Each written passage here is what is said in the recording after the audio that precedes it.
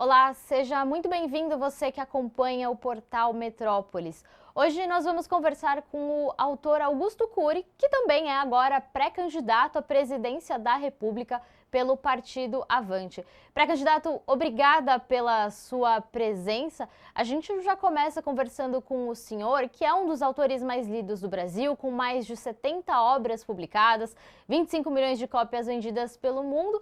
E o que levou o senhor, então, a se colocar como um pré-candidato à presidência da República aqui no Brasil? Bom, alguém com o meu currículo, com a minha biografia, em tese não deveria entrar no teatro da política. É um terreno pantanoso, a solidariedade nem sempre irriga as relações humanas e a empatia nem sempre é a regra para construir projetos. Mas eu penso em em quase 8 milhões, aliás, de jovens que nem trabalham nem estudam. Sabiam disso? É a era do desânimo, é a era da desesperança. Eu também penso no feminicídio, que tem sido dramático no Brasil. 1.560 mulheres são assassinadas por ano no Brasil, a cada 4 ou 6 horas, sejam mulheres adultas ou meninas, pelos seus parceiros ou também pelos seus familiares. E nós precisamos diminuir essa equação. Caso contrário, nunca vamos ser um país justo que valoriza os direitos humanos. Eu penso nos alunos do ensino médio, são quase 7 milhões, e apenas uma parte, cerca de 20%, tem ensino técnico. E nós vivemos uma economia que vai passar por grandes transformações através da inteligência artificial e da robótica. E se nós não prepararmos esses alunos para essa nova economia urgente, rápida, onde é necessário empreender, eles farão parte do rol de desempregados ou de pessoas completamente desesperançadas. Quando eu penso também que nós precisamos, de acordo com a FAO, aumentar em 70% a produção de alimentos até 2050, ou seja, 25 anos, 70% em relação a 3 bilhões e 100 milhões de toneladas, que é o que o mundo produz, significa 6 ou 7 Brasis. Isso não fecha a conta. A humanidade vai passar por dias dramáticos. A insegurança alimentar pode causar, quem sabe, até guerras entre nações próximas ou até uma guerra, terceira guerra mundial, porque nós sempre fizemos guerras por territórios ou por alimentos e recursos naturais.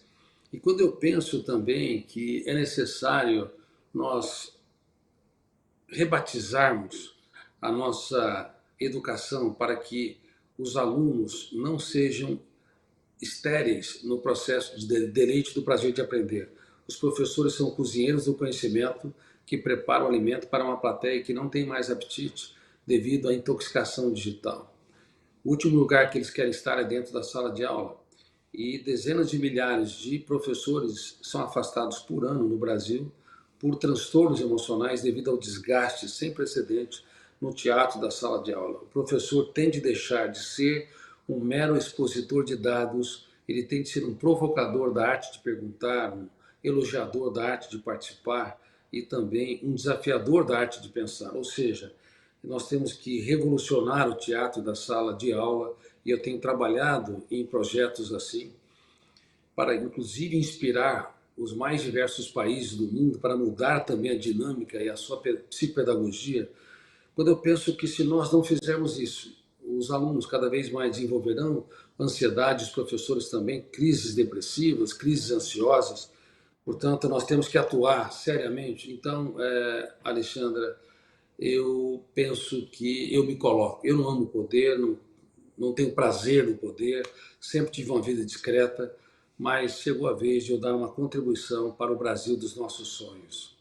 O senhor, então, vai até o fim com essa candidatura, né? A gente está conversando agora num momento em que os pré-candidatos ainda estão se organizando, a gente ainda vai ter essa oficialização. Então, essa é uma candidatura que o senhor planeja levar até o final, até a campanha mesmo, até a eleição em outubro desse ano.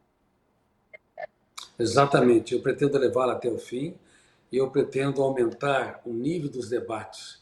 Para mim, a esquerda chamando a direita de fascista, sem conhecer a história do fascismo, sem conhecer a história de Mussolini, que construiu um hipernacionalismo, um controle de Estado, um controle da imprensa, e também a direita chamando os da esquerda de esquerdopatas, sem conhecer como se constrói a psicopatia, quais são as bases para a sua gênese e o seu desenvolvimento e quais são as consequências. Ou seja, nós estamos na era do radicalismo e nós temos que estar na era da união de pessoas de diversas matizes para que nós, independente da ideologia e de partido, tenhamos um caso de amor com a sociedade brasileira. Não é mais suportável essa guerra de egos e essa necessidade neurótica de evidência social e a necessidade ansiosa de ser o centro das atenções sociais, porque o radicalismo interessa aqueles que são mais radicais. Embora ali haja seres humanos incríveis que podem desenvolver autoconhecimento, autonomia e dar uma grande contribuição para o Brasil, mas a grande parte dos brasileiros estão com insegurança alimentar ou então o Bolsa Família, que é um importante projeto social que deveria ser ajustado, na minha opinião, quem constrói uma microempresa ou quem assina carteira não deveria ser punido em hipótese alguma, deveria ser premiado, a meritocracia deveria ser valorizada. Então, o Bolsa Família é um programa muito importante, mas ele tem de ser ajustado. E nós temos o tsunami da robótica e da inteligência artificial. Em 5 anos, talvez, não sobra pedra sobre pedra na economia como nós vemos hoje. E nós temos que ter o Ministério da Inteligência Artificial, o Ministério da Robótica, temos que usá-los e não ser usados por elas, caso contrário, podemos ter uma massa de dependentes no Brasil. Então, eu quero levar até o fim a minha candidatura, porque eu quero discutir projetos, 100% projetos e 0% de ataques pessoais. E o senhor até já buscava esse partido, né? Já buscava um partido que você pudesse formalizar essa sua intenção de ser um candidato. Por que o senhor escolheu o Avante para essa pré-candidatura à presidência? Bom, eu fiz uma trajetória que talvez poucos políticos fizeram nas últimas décadas. Eu não sei se teve algum outro político que fez o que eu fiz. Como eu não estava dentro de um partido, dentro do claustro de um partido, eu procurei os líderes dos mais diversos partidos e falei dos meus projetos, de como eu vejo o Brasil agora e nos próximos 25 anos, ou seja, até 2050. Procurei o presidente Michel Temer, tivemos longas conversas, agradáveis conversas, falei do meu projeto de provocar o Congresso para fazer uma reforma do STF, onde eu proponho o fim da vitaliciedade. Agora, os novos ministros em destaque ficariam de 8 a 10 anos, 2/3 dos ministros seriam da magistratura, escolhido pela AMB e pela JUF, que são as instituições da magistratura, 2 ou 3 do Ministério Público, escolhido pela classe, não mais pelo presidente, e um advogado escolhido pela OAB. E sem a transmissão ao vivo para não gerar a espetacularização do voto para que eles tenham liberdade. Deveria sim ser transmitido e oferecido para as partes a transmissão. Falei também do semipresidencialismo, porque para mim esse país continental precisa de um primeiro-ministro que cuida da gestão do dia a dia, porque são milhares de problemas, milhares de processos, milhares de projetos para serem executados, e o presidente ficaria no estratégico, na política externa, na política de Estado, na política de governo, em relação às Forças Armadas. Enfim, ele trabalharia para que, no macro, as condições básicas seriam produzidas para desenvolver essa belíssima nação e tão sofrida. E ele me recebeu muito bem, com muito entusiasmo. O Kassab também, conversei com ele, recebeu muitíssimo bem, com muito entusiasmo. E conversei longamente com Aécio Neves, que também honrou a minha biografia, a minha história, e conversou sobre o Brasil dos nossos sonhos. Eu falei com a Renata Abreu, com o pastor Everaldo, falei com o Marcos Pereira, falei com a Suede Aidar, falei com o Aldo Rebelo, falei com o Marcel Van Hatten, que é um deputado muito inteligente, falei também com com o Eduardo Leite, tivemos conversas agradáveis sobre o Brasil, os projetos, até sobre o radicalismo, que não é apenas uma casuística brasileira. Eu disse até ao Eduardo Leite que é um fenômeno mundial. Uma criança de 7 anos de idade hoje tem mais informações que o imperador romano. Esse aceleramento nas crianças agita a psique humana e gera baixo limiar para suportar frustrações. Se isso acontece nas crianças, tem acontecido em demasia nos adolescentes, por isso, inclusive, nós aumentamos em 27% por ano a automutilação, 27% ao ano a automutilação nas crianças e, infelizmente, 148% ao ano de suicídios entre jovens de 10 a 19 anos, numa época que não havia quase. E falei também que essa casuística tem abarcado adultos no mundo todo, cada vez mais uma mente agitada, hiperacelerada, pouco empática, que pouco se coloca no lugar dos outros, e por isso que nós temos que ter medidas para desradicalizar não apenas o Brasil, mas o mundo todo, projetos pacíficos para que as pessoas entendam que o meu opositor não é um inimigo a ser abatido, é apenas um adversário de ideias, e que eu tenho que entender que todo cargo eletivo não me torna um deus ou sobre-humano, é apenas um empregado da sociedade contratado pelo voto com prazo determinado para ser despedido. Todos eles honraram a minha história e todos eles receberam com muito entusiasmo. Eu escolhi o Avante porque o Avante me deu mais garantias de que eu pudesse concorrer como pré-candidato à presidência e também mostrou-se um ardente desejo de mudança no país para diminuir essa radicalização. Mas todos eles me receberam e disseram que os partidos estariam abertos e que eu teria que construir a minha pré-candidatura. Como eu pretendo colocar meu nome apenas uma vez, e dessa vez, e como eu sou contra também a reeleição, vou tentar apenas uma vez. Eu não quero fazer carreira política, eu não sou político, e meu objetivo é pacificar o país e reunir as melhores mentes de vários partidos e também as melhores mentes técnicas para que possamos ter um Brasil de fato desenvolvido, justo, com igualdade de oportunidades. Até o senhor mencionou essa ideia, né, de uma reforma em relação ao STF, né? Até a gente tem visto muito dessas relações dos ministros com outras pessoas em outras posições de poder, né? O caso do Banco Master tá aí. O senhor também apoiaria, então, essa ideia de um código de ética, né, de uma conduta mais específica dos ministros nesse sentido, em caso de uma eleição, ou mesmo que o senhor não seja eleito, mas apoiar essa movimentação para que o STF tenha um código de conduta?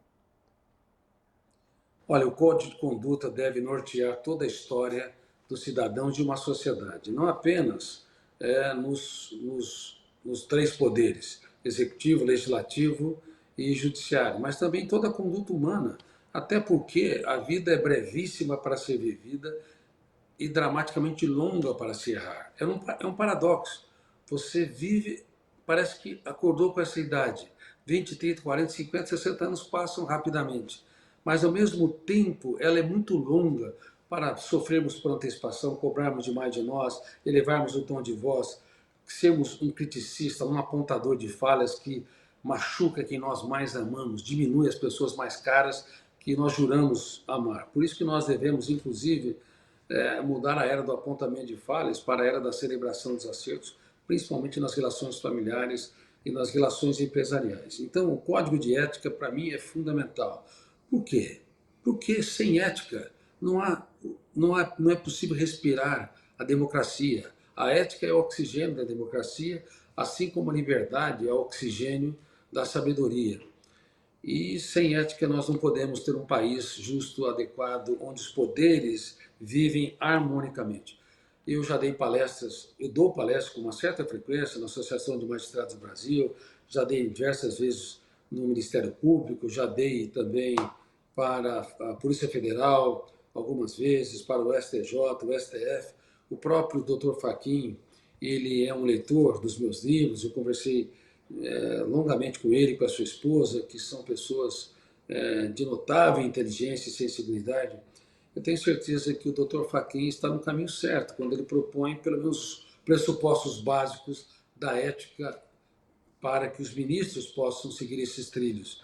Porque sem um modelo, sem eles como exemplo, nós não conseguimos inspirar o teatro social para os mais diversos atores e atrizes também sigam essa seara da ética e da responsabilidade social.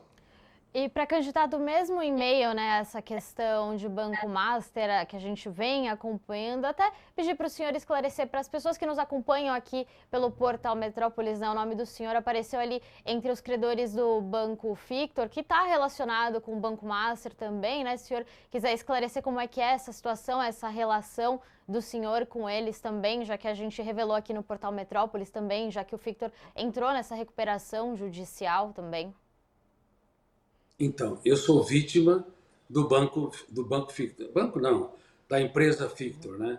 Porque 4 meses antes de pedir a RJ, eu conversei por 3 oportunidades com os líderes da Victor ou do Victor e me tornei um sócio da SCP. Nós aplicamos dinheiro, são milhares que aplicaram, eu fui um deles. Aplicamos dinheiro numa empresa que compra e vende grãos. É uma venda casada. Eles me disseram, isso quase não tem risco, porque você, quando nós compramos grãos a pedido da JBS, a pedido da Marfrig, a pedido das mais diversas, dos mais notáveis frigoríficos ou empresas de proteína animal, nós compramos, nós temos um pedido de X, vamos lá e compramos com spread, talvez de R$1, 50 centavos, e fazemos várias vezes esse processo de compra e venda, e os sócios da SCP, eles acabam, portanto, tendo uma lucratividade como partícipes. Então, sócio de cotas de participação. Infelizmente, eles pediram a RJ e eu quero seriamente crer que eles não foram corruptos, que eles não fizeram falsidade ideológica, que eles não cometeram fraude contra credores, porque se o fizeram, tem que ir às barras da justiça. Nossos advogados estão olhando para essa questão e nós esperamos que eles resolvam, não apenas para pagar para a nossa empresa, para pagar para o investimento que nós fizemos, mas que eles resolvam com os credores de toda a Victor. Então, a RJ da Victor me fez uma vítima. Eu não conheço, não tenho nada a ver com o Banco Master, pelo contrário, não tem nada a ver também com a questão dos erros possíveis que a Victor cometeu. Na verdade, eles disseram claramente que a empresa tinha a mais alta lisura. Se não aconteceu isso, tem que ir para as barras da justiça, inclusive ser punidos criminalmente. Eu também fui pego por outra RJ, a RJ da Raizen, que abriu uma RJ maior do país, 65 bilhões de reais. Infelizmente, também nós tínhamos dinheiro para receber lá, e através dessa RJ nós não sabemos como é que vai ficar, se nós receberemos adequadamente, no tempo adequado, se pedirão um desconto. Pré-candidato, e o senhor também pode se colocar então, né, como a gente está falando dessa polarização toda, o senhor também se coloca então como se fosse uma terceira via, né, um termo que se popularizou muito das últimas eleições que a gente tem visto. O senhor também seria então essa figura de terceira via, de uma opção que tenta não polarizar muito, mas tenta trazer o debate político de volta ao centro das eleições, naquilo que a gente tem que discutir para o Brasil crescer e avançar como um país? Exatamente, eu acho que nós precisamos mais do que uma terceira via, precisamos de uma via que trabalhe projetos. Reitero, 0% de ataques pessoais. Não é possível que a direita radical chama a esquerda de esquerdopata e a esquerda chama a direita de fascistas. Não é possível. Que sociedade é essa que nós digladiamos, que as famílias estão divididas, que os amigos estão separados, não se conversam mais? Uma pessoa grande se faz pequena para tornar os pequenos grandes. Uma pessoa só é digna do poder se é desprendido dele. Uma pessoa só é digna do poder se usa o poder para servir a sociedade e não para que a sociedade o sirva.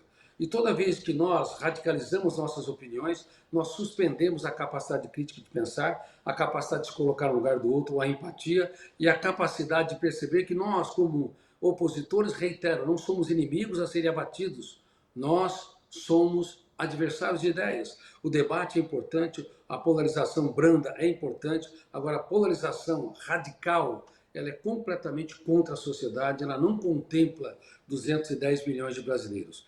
E eu pretendo, eu que não amo poder, não preciso do poder, para mim, eu já me perguntei mais de 100 vezes que tipo de prazer há na presidência, eu não encontrei uma resposta que me encante. Para mim, o poder e a fama infectam a saúde mental quando mal trabalhados. E a fama e o poder frequentemente é mal trabalhados. Porque nós somos apenas caminhantes que andam no traçado do tempo em busca de nós mesmos. E nós temos que saber que saímos do útero de nossas mães para o útero social sem nada e com a ajuda dos outros. E vamos sair do útero social para o útero da terra. Ou seja, vamos fechar os olhos para a vida sem nada e também com a ajuda dos outros. Por isso a humildade, ela é a mola mestra, o fundamento da inteligência. Nós precisamos ter um país mais inteligente, mais dosado, regado ao respeito, com muito mais projetos que contemplem as mais diversas áreas e as mais diversas idades,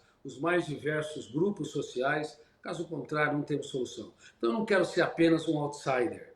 O outsider, alguém de fora, para quem não conhece o termo, alguém de fora não é bom, sim, mas é completamente insuficiente. Eu penso e estudo o Brasil há mais de 25 anos. Eu poderia dizer para vocês aqui o problema da agricultura do Brasil, poderia dizer há vários problemas da economia, embora eu não seja um economista, mas eu era um aluno, melhor aluno de matemática no pré-vestibular, e mais de 1000 alunos. Eu tenho um pensamento lógico, embora tenha escolhido as ciências humanas, a medicina, sou médico e a psiquiatria. E com muita humildade, hoje eu sou considerado o psiquiatra mais lido do mundo, em mais de 90 países. Então, embora ame as ciências humanas, para mim também a economia, que é uma ciência humana, não é apenas uma ciência exata, precisa ser ajustada. Por exemplo, eu dei conferência para mais de 1000 pessoas hoje no agro, e as pessoas estão me dizendo, doutor Cury, nós estamos abrindo RJs um atrás do outro. Não fecha a conta, porque para o custeio nós temos 14,75%, que é a taxa Selic, mais 4 ou 5% de spread, então 20% para custeio da produção agrícola. Só que nós temos lucratividade de 8%. Como é que pode isso? 7%, 5%? Então, muitas empresas estão no caos. Então, o Banco Central tem que ser livre, o Banco Central tem que ser autônomo, mas também tem que ser inteligente, na minha opinião, e tem que contemplar as mais diversas áreas da sociedade. Não é possível usar para tentar diminuir a inflação. Você aumenta a taxa de juros, por causa também que o governo às vezes gasta mais do que arrecada, e isso gera insegurança e também os problemas geopolíticos. Então, se aumenta a taxa de juros para você cortar o ímpeto do consumidor, para que ele consuma menos, e assim diminua o preço dos produtos. Mas a mesma taxa de juros é uma guilhotina que corta a cabeça do ofertador, do produtor. Isso não é lógico. Então, na minha opinião, tem de se trazer centenas de bilhões de dólares lá fora, redeado em dólar, com seguro em dólar, para que tenha juros civilizados, 5, 6 ou 7%. E eu acho até que deveria ter um novo ministério, na minha opinião, um ministério da captação de recursos e da venda de imagens do Brasil lá fora, porque sobra dinheiro, trilhões de dólares, literalmente, mas faltam projetos de segurança jurídica. Então, se nós tivéssemos um ministério eficiente, inteligente, que pudesse irrigar a economia brasileira com juros civilizados, a indústria daria um salto sem precedente. A indústria da robótica e da IA daria também ganharia musculatura e nós poderíamos dobrar a produção de alimentos em 10 anos. E deveríamos dobrar a produção de alimentos, porque, segundo a FAO, nós vamos precisar de 6 ou 7 Brasis em termos de aumento de produção em 2050. Isso não fecha a conta. A humanidade vai passar dias dramáticos. E não sei se você sabia, nós temos alimentos apenas para 3 meses. Se houver uma seca mundial, é um desastre. Pode acontecer até um colapso entre as nações. Então, nós teríamos a obrigação, talvez moral e ética, de dobrar a produção de alimentos nos próximos 10 anos, mas não com essa taxa de juros, não com a desvalorização do agro, não se nós não abraçarmos esses heróis anônimos que frequentemente têm sua imagem pessimamente vendida lá fora e às vezes até aqui dentro. Por erro de 2 ou 3%, 98% não pode pagar essa conta. Temos de abraçá-los. Você acompanhou a entrevista com o pré-candidato à presidência pelo Avante, o autor Augusto Cury. Para saber tudo sobre as eleições, acesse metrópolis.com e se inscreva no nosso canal no YouTube.